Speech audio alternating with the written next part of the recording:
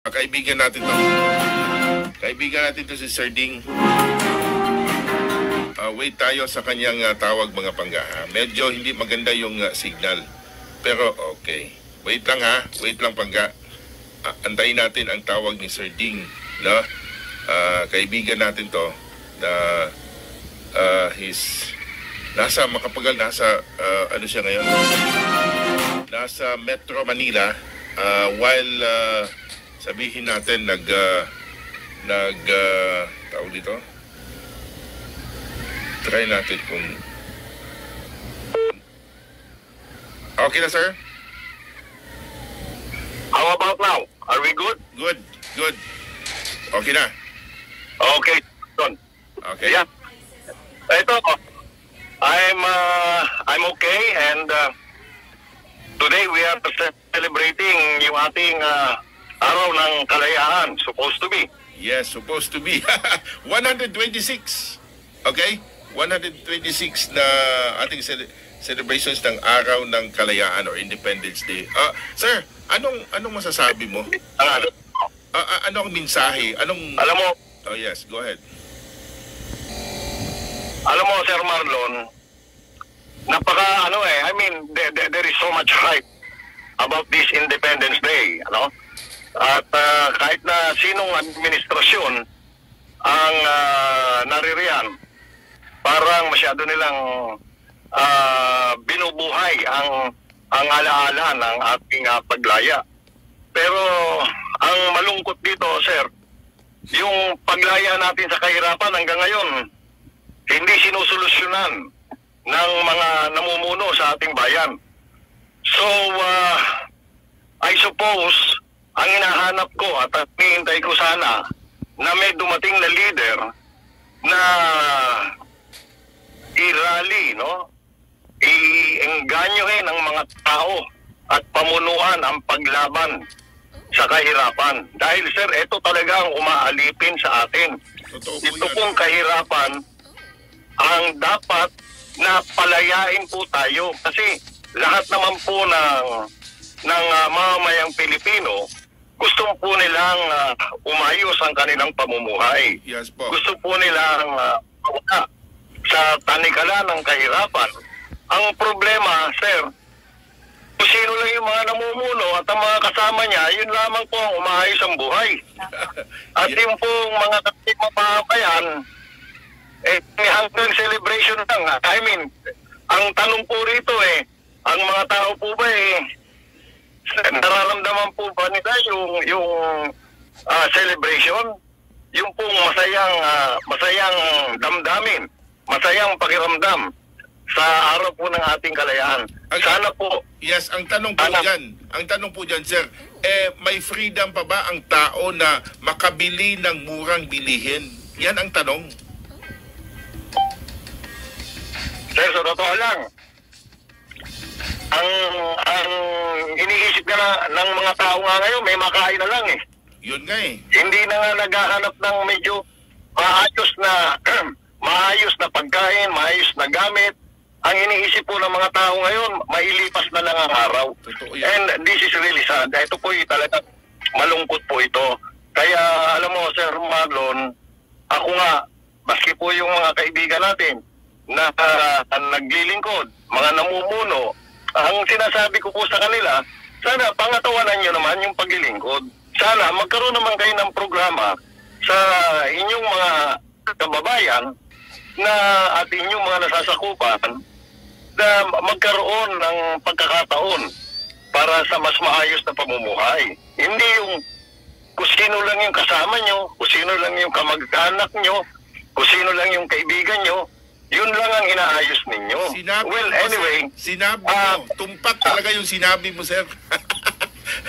Tumpak yung sinabi mo. Alam mo, oo. Marlon, alam mo, it's timely, nung nag-message ka sa akin, I just finished watching a video, no? At ito pwede pong bisitahin ito at panoorin ng ating mga kababayan, lalong-lalo na po yung mga tagapakinig po ninyo. At dito po isinalaysay kung ganong kaayos ang pamumuhay ng mga Pilipino. Noong po siguro hanggang mga 5 dekada po ang nakakaraan. In fact, ang sabi nga po, nung nagsasalita, ang Pilipinas ay isa sa kakaunting mga bansa na merong potensyal na maging isa sa pinakamalaki in terms of economy, no? At pinakamayaman sa buong mundo. Yung ako dumating yung katanungan, bakit? Ano nangyari? Dahil dati, ultimo ang Singapore, sumusunod lang po sa Pilipinas. Totoo yan. May ultimo yung China, na isa sa pinakamalaking issue po natin sa ngayon, dati po, Pilipinas lang ang tumutulong, maliban po sa Amerika. Pero bakit po ngayon ang Pilipinas na pag-iwanan? Bakit po ngayon sumobra ang dami ng mga naghihirap? Pero sir, alam mo ba, sinagot po yung tanong na yan. Bakit ang mga Pilipino? Sir, nakakalungkot man, pero sabi po doon, ang mga Pilipino hindi po marunong pumili ng mamumuno. Yun sa kanila. Nasagot. Yan ang tumpak na sagot, sir. Talaga. Hindi ko po ina-advertise to. I-search po ninyo sa YouTube at ako po, yun po parang merong karayom. Hindi lang karayom, sir. Parang malaking pako na tumutusok po sa dibdib ko. Noong pinapanood ko po, dahil para po sa isang dayuhan pa ang magsabi ng dahilan kung bakit po tayo naghihirap, gayong ang Pilipinas po ay isa sa pinakamayamang bansa sa buong mundo. Hanggang sa ngayon, sir, hanggang sa ngayon, isa po tayo sa pinakamayaman, pang-5 to be exact. Bakit, sir, patuloy na naghihirap po ang mga Pilipino? I hope this should be a wake-up call. Kasi po, nakakalungkot na dayuhan pa ang magsasabi na ang mga Pilipino hindi po marunong pumili ng leader. Ay, nako. Na ang mga Pilipino... Oo, ang sakit niyan, sir. Masakit. But nevertheless, Sir Marlon, ikaw kilala kita from way back.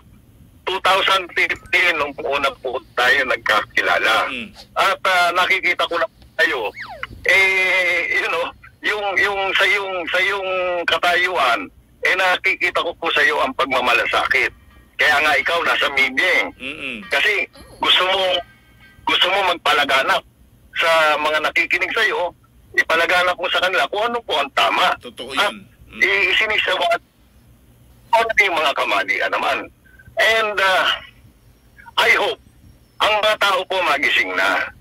Kasi po ang kapalaran ng ating bayan nasa ating mga kamay, nasa mamamayan. Wala po sa kamay ng mga namumuno. Kasi po tayo ang pumipili ng mamumuno. Now, sir, araw ng kalayaan ngayon. Ano yun, sir? Baka dumating ang araw na tuwing June 12, maraming nagpatayo, maraming nagkakagulo, di ba? Dahil sa kahirapan, hintayin pa ba natin yung ganyan, sir? Hindi na natin hintayin yan. Hanggat may magagawa pa tayo, we still have hopes. Sir, pakisabi lang, kayo at ang buong bansa, mahalin po natin ang Pilipinas. Tama. Iisa lamang po ang bayan natin. Wala na pong iba.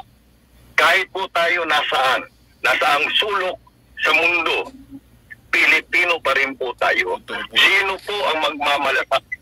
Hindi tayo rin. Ang kailangan lamang po, ipamata po natin na ang mga hindi po tama, hindi po dapat namumuno. Ang mga wala pong karapatan at wala pong malasakit sa kapwa, wala pong pinaplano para po sa mamamayan na umangat ang pamumuhay, hindi po dapat namumuno. Sir, that is the only time that we can say that we are truly free. Na totoong malaya po tayo. Dahil napagtagumpayan po natin ang paglaya po natin sa tanikala ng kahirapan na sa akin pong palagay, yung po talaga ang kalaban natin. Kaya po tayo, parang nagkakasya na po tayo na ginagamit ng ibang bansa, ng ibang mga makapangyarihan. Sir, We do not deserve that. Kanina po, nakita ko rin, kasaysayan po ng mga Pilipino. Hindi pa po pinapanganak si Kristo. May barangay system of governance na po tayo. Ano po, ang mga Pilipino po, maayos at mararangal na po ang pamumuhay. Wala pa po ang mga kastigpit dito. Hindi po totoo na tayo po ay nadiskubre ng mga Kastila. Hindi po totoo yun. Dahil po pag binalikan natin ang kasaysayan, ang mga Pilipino po, isa po yan sa mga kinikilala dito po sa rehiyon. In this part of the world, tayo po ang kinikilala. Kaya, sir, sa susunod po, sana, tuwing darating po tong araw ng kalayaan, wag naman po natin laging ipapaalala yung nagawa po ng mga bayani po natin sa kasaysayan. Kasi, yung po mga nagsasalita ng ganyan, para pong binabastos po nila yung pong accomplishment ng mga bayani. Kasi yung pong ginagawa naman nila sa mga mamamayan, isipin po ninyo, mga nagbuwis ng buhay, ginawa po ang lahat para po ma-achieve natin, makamit po natin ang kalayaan. Tapos, inilulugmok naman po ang mamamayan sa kahirapan at sa hirap ng buhay. Totoo po yan. Sir, nabanggit mo yung pagtaas ng presyo. Sa totoo lang, nung isang araw lang, nag-iisip nga ako, sabi ko sa asawa ko, bakit ganon?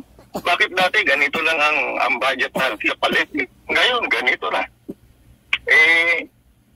Sa totoo lang, sir, nung nag-imbestiga tayo, yun po ang ibig sabihin na little knowledge is dangerous. Yes. Nung po nag-imbestiga ako, grabe na po pala ang naging talon ng mga halaga ng bilihin maski po sa mga palengke po natin. Sir, naisip ko, wala po akong karapatang magreklamo. Kasi po, kung isipin natin ang kalagayan ng mga karaniwang mamamayan, lalong-lalo na po yung mga naghihirap, paano na? Yes. Kaya, sir, I hope, pwede ko pong pagningasin ang damdamin po ng ating mga kababayan. Ibalik po natin ang kapangyarihan po sa atin. Kaya po, tigilan na po natin yung pong pagpapauto sa mga taong nagsasamantala lamang ho sa ating yaman, sa ating pong mga pagkakataon, sa ating pong buhay, sa ating pong bayan. And that's the only time that we can say that we are on our road, on our way to truly be free kapag po maayos ang pamumuhay po natin. Sir, ganun lang sa akin, sir. Yes, maraming salamat. Maraming salamat, sir. Babalik tayo. Mag-commercial muna tayo, sir. Standby. Okay. Mag-commercial muna tayo, sir. Babalik tayo. Okay. Okay, mga pangga. Ito po si...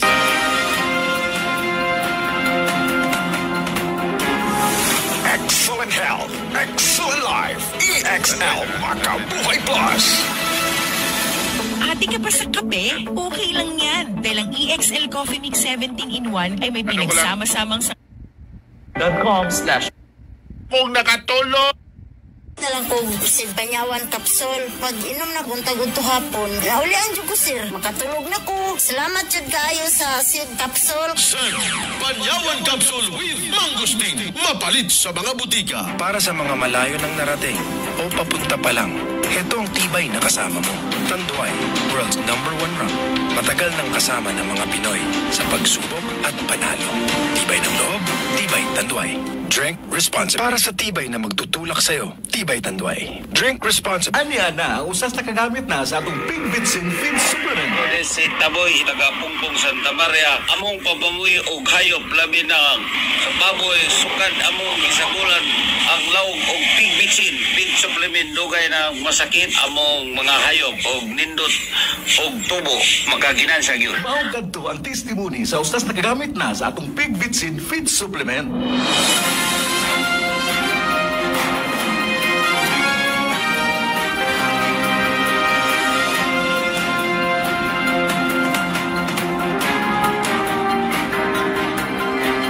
Okay mga bangga, balik na din sa itong programang Servisyong Energy Sumbungan ng Bayan.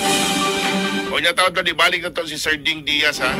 Medyo napukaw ang akong nakatulog. Nga pangandoy. Bitaw mga bangga.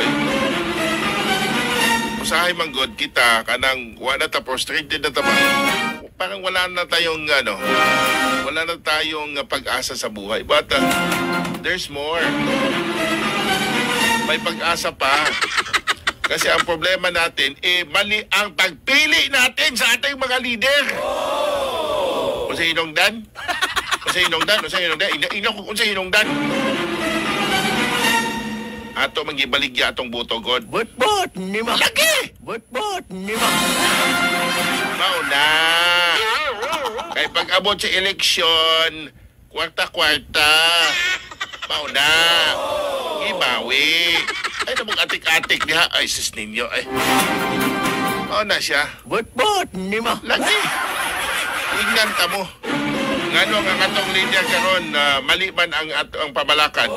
Tungkol kay dibawi na sila mga pangga. Dibawi na sila. Oy, Puera de los Buenos sa mga nagbuhat og maayo ha. Puera de los Buenos.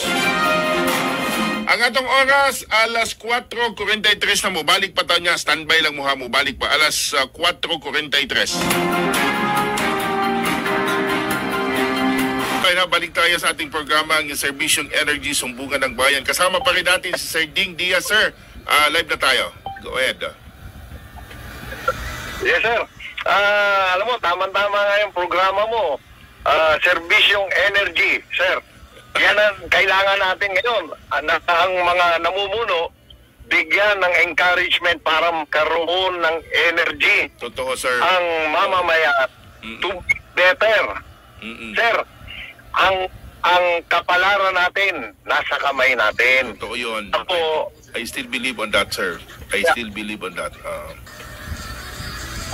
Kaya magsisikap lalo ang karaniwang mamamayan kung ang nakikita nila na ang pamahalaan at ang mga namumuno ay andyan, handang umalalay, handang sumuporta. Sir, ang kailangan lang, sir, number 1, ang mga namumuno, yung basic services, karapatan ng mamamayan yan, sir. Maski kalaban mo sa politika, may karapatan yan para sa mga basic services. I-provide po para sa lahat. Di ba? Yung trabaho, kailangan po that is provided for everyone. No, lahat po ng gusto ng trabaho. Yung pong job opportunities. Yung pong nangangalakal, yung pong entrepreneurs, dapat po may alalay, may suporta po dito ang pamahalaan. Kasi ngayon, sir, kung ordinaryong negosyante ka, maliit ka pa lang, pupunta ka sa bangko, hindi ka naman pahiramin ng bangko, sir. Totoo yan. Di ba? Ang mga pinahiram ng bangko, yung mga malalaki na. So unfair. So we sir, need unfair. Unfair talaga na gano'n, diba? Yung malalaki, pinapautang. Yung maliliit, mahirap pautangin. Paano yan? Tapos tignan mo, sir, ang mga namumuno sa atin. Ang kinikilala nila, ang mga malalaki sa kanila, yung po mga malalaking tao na. Di ba? Ang talaga nangangailangan ng kalinga, nito po mga namumuno, yung pong mga karaniwan, dahil kailangan po iangat po natin ang antas ng pamumuhay ng karaniwan. Sir, I believe that is the only time and that is the only way na tayo po mapapaangat po natin ang ekonomiya po ng bayan. Kapag umangat po ang ekonomiya, ang personal na ekonomiya po ng mamamayan, aangat po ang ekonomiya ng buong bayan. Sana naman, sir, ang mga namumuno, huwag naman pong tinititigan lang nila yung pong mga negosyanteng malalaki. Yung pong mga malalaki na, sir, hindi kailangan ng kalinga Of course, po natin sila to support whatever programs that we have for the people. Yes po. Pero ang pagtitipon nasa ordinaryong mamamayan. Yes, And po. believe me, sir, believe me, ang Pilipinas po aangat. We will be able to regain the high degree of respectability in this community of nations kapag umangat po ekonomiya po natin. Sana sir, And sana the Philippines- ang hiling ko din sir, ang hiling ko ngayon sana may mga leader tayo na magiging ano sir, magiging yung kagaya mo na pananaw sa buhay sir, na may pag-asa pa rin tayo in spite of these leaders natin ngayon na walang nang ginagawa kundi pansarili at sa pangpamilya lang na hindi tinitingnan yung buong bansa sir. Sir, ginagawang negosyo ang politika, sir. Yan nga eh. I mean, I'm sorry to say this. Sir, yung pong yaman ng Pilipinas sa ating pong bansa ay binigay po, pinagkaloob ng Panginoon para po sa mamamayan, pinakikinabangan po ng kukunti lamang. Yung po lamang mga namumuno at mga malalapit po sa mga namumuno. Spread the blessing. Yun lang yan, sir. Ang mga leader, wala naman po ibang gagawin. Ipakita lamang po nila. At yung pong mga tao, magiging motivated po. They will get the encouragement. Tapos nakikita nila, may suporta po ang mga leader na ito. Ang pamahalaan na binuo para po pagsilbihan ang pangangailangan ng mamamayan. Ang nangyayari po, yun pa ang nagko-contribute para lalo pong umirap ang pamumuhay ng karaniwan. Sir, hindi po kailangan, uulitin ko, hindi po natin kailangan sa ibang bansa hanapin ang kapalaran at pagkakataon sa mas magandang pamumuhay. Dito po sa sarili nating bayan, magsabi mo sir sa mga tagapakinig mo, mag-research po kayo kung ganong kayaman ang bayan po ninyo, ito pong bayang Pilipinas. Tapos tanungin po ninyo ang sarili nyo, bakit kayo naghihirap? Totoo yan. Bakit may kahirap paligiran kung talagang mayaman? Tapos tignan po ninyo mga namumuno po sa inyo, bakit ang buhay noon, ang layo ng agwat sa pamumuhay po ng mga karaniwan? Yan po. Kasi sir, kinalimutan po nila ang pagiging lingkod bayan. Yung pagiging lingkod bayan po, pangkampanya lang. Yung malasakit, pangkampanya lang. Yes. Yung pagmamahal, kampanya lang. Pero yung sa totoong pagpapatupad po ng kanyang responsibilidad, huli po ang mamamayan. Ganun lamang, sir. And I hope na ito po ay makapagdulot, ang aking pong mga pananalita ay nakapagdulot ng kahit po konting kalinawan sa ating pong mga kababayan. Ito po nating hanapin kung bakit po ang dahilan kung bakit po tayo naghihirap. Tignan po ninyo ang mga namumuno po sa inyo. At tignan po ninyo ang inyong sarili. At sir, at ating pong iano din ang mga butante natin dahil po sa ginagawa ng ating mga butante na nagpapabayad during election. Kaya ganito tayo, sir. Isa yan. Isa yan, sir. Kaya sir, ang mga politiko walang utang na loob. Walang utang na loob. Hindi. Mamaya. So, binayaran na tayo, kaya wag kayong magreklamo kasi during election binayaran na kayo. Wag na kayong Kaya yan po ang dahilan, sir. Isa yan sa dahilan bakit napili natin yung hindi mabuting leader kasi nabayaran yung mga Pilipino. Yun po, sir. Yan, that's the real talk. Isa pang real talk, ha? Tanungin mo, yung mga nagpapabayad, ba't sila nagpapabayad? Sabi nila, noon lang natin mapapakinabangan yung mga yan Kapag nakaupo na, wala naman. So it goes both.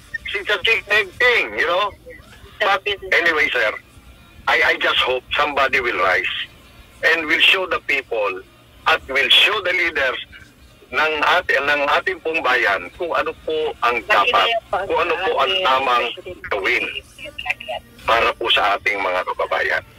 Sir, maraming salamat sa panahon Maraming salamat sa panahon na binigay mo sa akin. This is not, sir, always tayo, we will be having a time na mag-uusap tayo para pukawin ang damdamin ng ating mga kababayan na may pag-asa pa. May pag-asa pa ang Pilipinas. Sir, maraming salamat.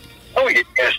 At Lord, ako magpapasalamat sa iyo dahil ginintuan para po sa akin ang pagkakataon na binigay po ninyo ito pong plataforma na to, this is the stage na kailangan po natin para po maipagdiinan na ang kalayaan po kaya po natin makamit nasa ating po mga kamay. Okay, sir? Maraming salamat po. God bless. God bless, sir. God bless, God bless. Thank you. Thank you, sir. Thank you. Maraming salamat, Sir Ding Diaz. Hi, my name is Kimbalia and welcome to my YouTube channel. So don't forget to click subscribe and click on the bell para ma-notify namin kayo sa mga latest videos.